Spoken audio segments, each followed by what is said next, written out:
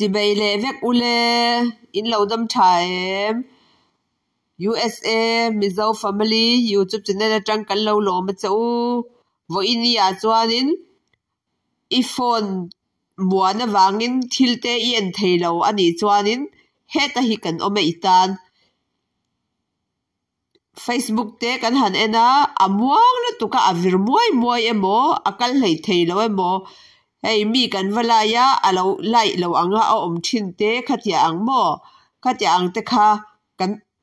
kan laia muang wang lutuk wang te ni thina chu wang chuanin khatia ang nangma puitur che in vo in ya hian karon langa chumi kan kalma in subscribe lo te ta milo subscribe sak turin karon in so me he YouTube channel hi he USA Mizo Family YouTube channel hi rongbol na ta na ni a tu na chuan kan thil lama hankal toila iPhone kha tikha I hong chia kha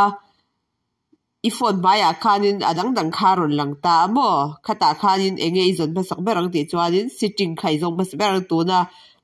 ashing te a karin bial khi I mutro hemi chau ni loin hetian kan han ti photanga chumi zwa khanin kan hria thiam theina tur a video in karon ti le don ania mo hei hi chu part 1 ania nakina part 2 ron kal liang eng khan nge iPhone a I line ti muang tu ti khamo kha kan ron ti zel don ania mi I phe zwa khianin hei aron lang khimo ashinga karin bialte so sami so aron langa chumi zwa khami kha ibet liang an heta hian app and notification karon langa so number 1 ka ti na so sami so ibetanga chumi zwa hei ashinga karin bialte so ibet lenga chumi zwa so asena karin bialte hi ibet liang pakhatte te in iwati ze lang mo khatia khanin ibek lenga tikhan adang kha iti lenga so tuna asena karin bialna son ikalanga YouTube te Facebook te khatia khanin dang camera te po ilo mangani chuan khati kham mo ati dan te kha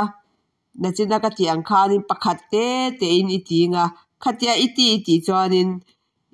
I Facebook I phone kha ari lutuk chuanin kha phone kha muang ve thina tuna chuan a video in kan lo enang tuna chuanin a video nen kan ti chinang he ta hian hei sitting mo aparte hi hian ni ta kama peta he ta hian app mo hei hi ni hi hei apps ani hi hei kan ti ta hei enge I englo ti kha I en gun dewa pia kharon lang no ti da ni mai ti khani ikalaga tuna hei mo pai chuanin awa ina ti thei he ti hian pakhatte te ina ti thei mo he ti hianin ti kha Facebook kha ka kawa peta chumi zwa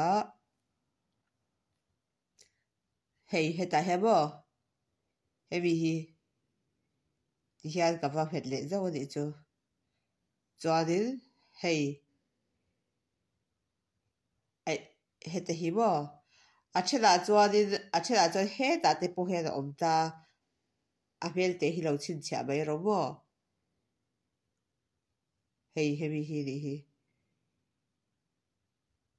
ti hian ka tia kha ai clear va ki mo hemi kha atrit tu ni khami kha ari lutuk chuan phone ari lutuk chuan amuang ve thin ta ni chu chuanin kan kal le ang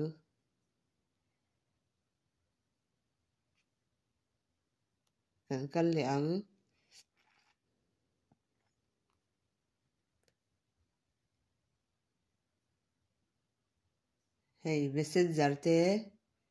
kan lo phan gun lu tu kha chuan kha rit ve ta mo hei ama sami ang chia kha de mai hei hete hi mo hian kan kal ta a chuanin hei heti hian ani mai chuan kan bek le a heti kha ni kan phone mi zong kha tuna YouTube hi kan han ti ki o i pei phei chuan mo awa hian ti langin awa ye ti chuan hei ipa i lo man to ho zong kha han ti la i phone chu zang meng ke chuan ni khata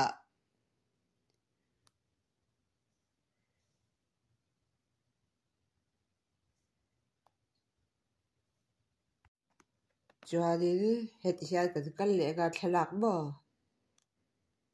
thlak lampang kha kan han ti le chhinanga heta hian kan kala hei hi ni atir tu chu hei zathi somruk le pakhat lai ni hi mo oma chu wangin heta hian kan ti le ang chuan hei kati faita ka wang khanin hei heta chuan 0 ron om ta hi mo alang fia them o heti che hena a fia thei ni hi o khati khala ni to chuanin hei heta hian phone a sira te khanin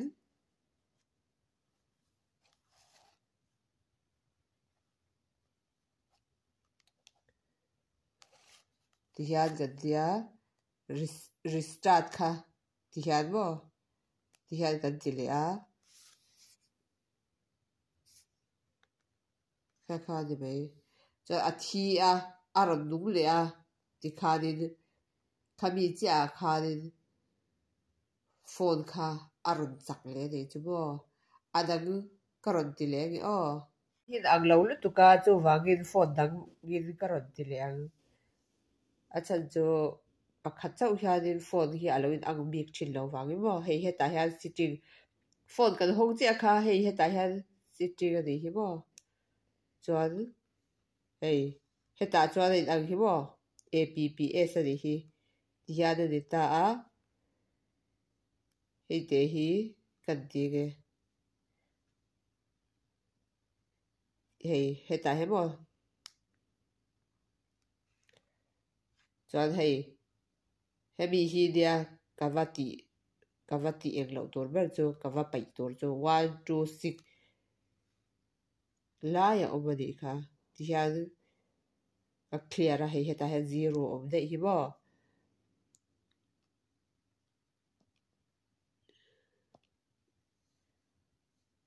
chuan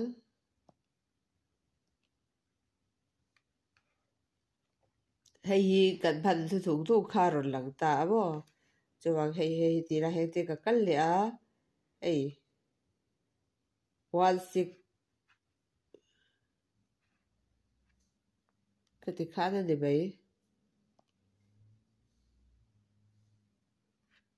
Google hei po hi ti khan ka tia khami zwa kan ti zo vela hei asira khan mo nang ma ni pawar om he mi om da kha ni mai ain ang vek adang zo zo chu he mi a hianin hei azia kha in lo hu fia thei deuh nan he mi hi ka tia ti khanin athima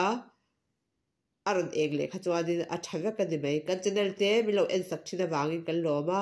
hun ban nuam vek ule